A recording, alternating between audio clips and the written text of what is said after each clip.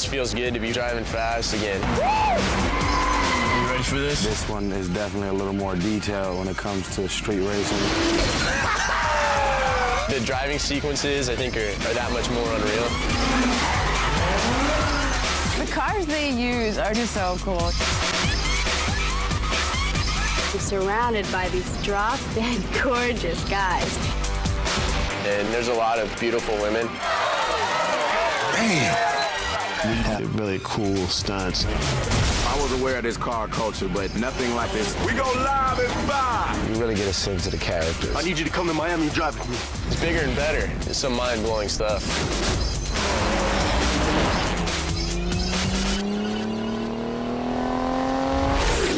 What's up, Suki? What's up, Bullet? I was glad to come back. I think mainly just because I knew that, you know, the fans wanted to see it.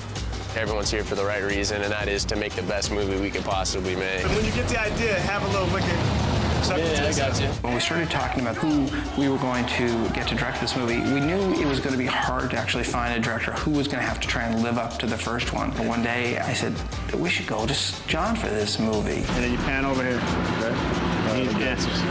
Because when I saw the first picture, my response was, you know, I'm like, damn, you know, why didn't I think of that, you know? Because growing up in South Central Los Angeles, we used to have the street races all the time. That's in the movie! That's in the movie! Because I knew that it would be a fun movie, just like a real cool film that I think everybody's going to be interested in seeing. That's where you arrived for the first time. And this one is basically Brian O'Connor's getting back to his roots. His roots being his childhood with Roman Pierce, Tyrese Gibson's character. He's got some skills. And he's crazy as hell, I'm telling you. Tyrese, I'd seen some of his work on MTV, and I thought he had a terrific personality, huge on-screen presence.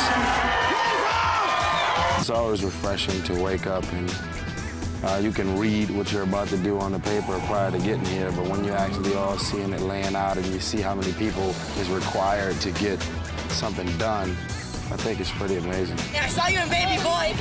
Yeah. That's a rated R movie. And you snuck in, didn't you? God bless you. You can never get tired of that type of love because it doesn't have to be there. And I think even if you find a bone in your body that start getting irritated with it, as soon as it ends, it'll shut you right up. This film is great for me because, you know, I was able to work with people that I hadn't worked with. It's great to really work with actors who just want to just, you know, make a cool film. First team down and back twice wins the race. The losers will hand over them keys. I made kind of a career of working with hip-hop artists, starting with Ice Cube with Boys in the Hood, and Chris to come along and never have acted before and to do such a phenomenal job as he does in this picture. It's great. I gotta give all props due to my man John Singleton. You see him in my videos, he thought I was real creative, he thought I was real energetic, which I am, damn it. The cool thing about this picture is that I think over 80% of the cast are all newcomers. And it's phenomenal to see all these young people on the screen and just do it, man, and make it happen. Let's do this. The difference between driving in this one as opposed to the last one is that I'm going to be doing a lot more driving.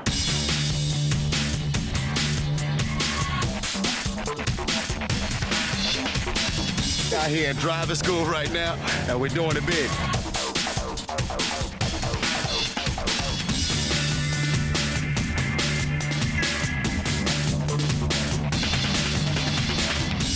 What I wanted to do was maneuver the camera around the car actually moving and see the characters doing the action. About give it 2 or 3 beats that we see that it's you. You look over the camera and then just accelerate.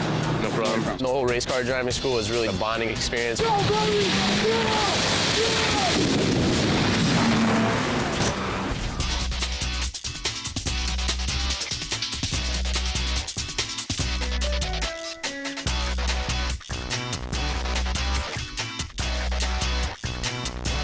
Miami is great. Filming this film out here and all of these women out here, it's just vainglorious. Girl, where you going? Miami, Miami. Miami, I think it just brings, you know, sexiness, man. There's a lot of sexy people down here, believe it. It's a oasis in here, bro. Yeah.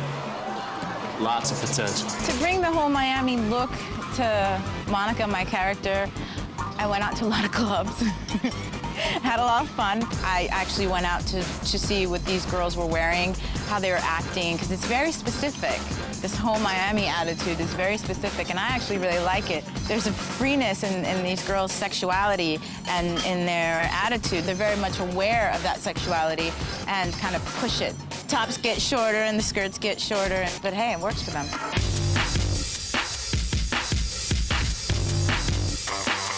You know, this movie is a car movie. The cars are the stars. So, you know, we pay close attention to what we want to put on the cars. We want to have the hottest cars. When John Singleton came on as the director, we wanted to give him a little taste of what this world was, and we called up our transportation guys and we said, you know, can you get us 100 cars down to the Santa Monica Civic tomorrow at 12 o'clock? And we get down there and there are cars and people everywhere. Everything's all custom.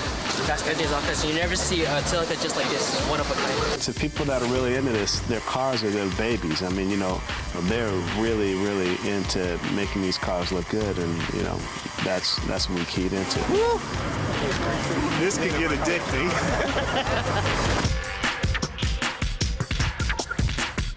It's a whole big scene, you know what I mean, all around. And this car culture is like, it crosses all kinds of boundaries. There's different ethnic groups. Everybody's into this.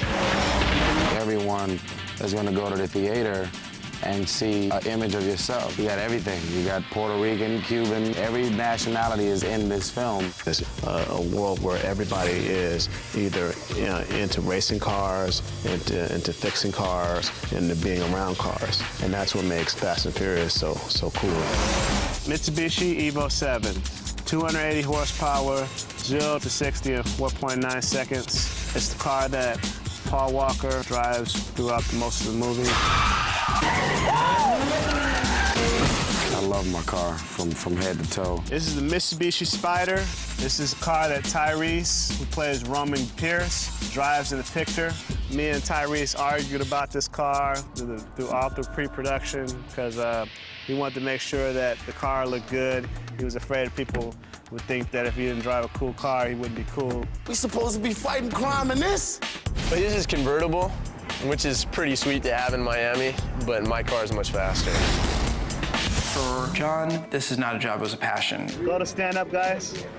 I feel great that I've been able to have a career where people want, you know, to work with me. I love to see people go through their paces, and you know, I'm like a football or basketball coach. Look at Paul. You see something going on, like you look at him, and then look down. We're having a blast together. His whole thing is he just wants everything to be real.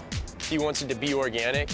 So nothing's fixed. If it's not working, then turn it inside out and go another direction with it. Yeah. When you're watching the car, be looking over at him. There's always a great appreciation for John and the way he directs you and how nurturing and understanding and how he's willing to listen to you. I like to push people to their limits of what they can do on a film. And action. He's not intimidating. He just knows what he wants, and you better give it to him. Make it real. Ready? Ready? And action. Go, quick. No, don't throw your hands up. Just back up like this. This being my first real movie that I've ever done, I've learned so much from him. As far as how we are in front of the camera, behind the scenes, how to set up certain things, how to be prepared. I mean, I've definitely learned a lot because this man he motivates me to work even harder. He comes from a line of just great movies, and I mean, I'm glad to be a part of this one. I feel that whatever organic energy you have behind the scene translates to the movie, you know, and we really had a good time working on this picture. That's great. Cut! Cut it! Cut.